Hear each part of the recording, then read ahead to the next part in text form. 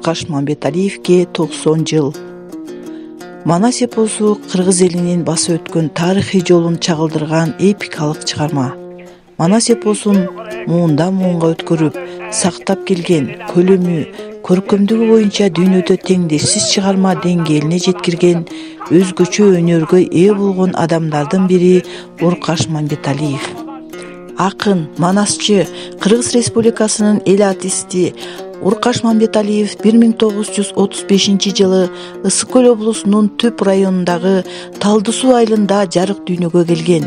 Атасы согуш талаасында курман болуп, уялаш агасынын колунда өскөн. Тоодо кой кайтарып жүрүп, 10 жашында аян алып, бир нече күн катуу ооруп, кыйналып жүрүп 1 жылдай мектепке барбай калган. Ошондо жакындары элди чогултуп, кан чыгарып, түлөө өткөрүп, бала манасчылык өнөрдү аркалап калган. 1946 жылы Элетке Саякбай Каралаев келип, өспүрүм бала Залкардын алдында манас айтып берип батасын алган. Кийин Фрунзе шаарына келип, музыкалык окуу жайга тапшырып, манасчылык өнөргө баш оту менен кирген. Ыр күүгө жакын жаш манасчы атайын орто окуу жайын бүтүрүп, аскерге чакырылат. Бирок ал жактан Уркаш уктап жатып түн ортосунда кыйкырып өкүрүп манас айтып, жоокерлерди таң калтырган. Муну манасчы өзү дагы билбей калчу экен, дейт баласы Канат Мамбеталиев. Мындай окуя кайра-кайра кайталангандыктан офицерлер ден соолугун текшертип, дарыгерлер себебин таба албай коюшкан. Ошентип аны 3 айдан соң аскердик кызматтан бошотушкан. Уркаш Мамбеталиев эмгек жолун Каракол шаарындагы драма театрында баштаган. Андан соң Токтогул Сатылганов атындагы Кыргыз улуттук филармониясына кирип, ал жакта узак убакыт иштеген. Ошол жылдары улуу эпосту симфониялык оркестрдин коштоосунда айтып, Тала түскө, Кокту колотко, гастролго чыгып, манасчылык өнөрдү калың элге жайылткан.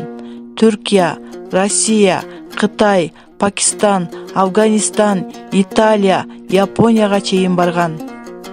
Андан сырткары Сагынбай Орозбаковдун айтуусундагы манасты 28 сааттык көлөмдө радиого айтып, жаздырып, улуу манасчынын вариантына экинчи өмүр берген.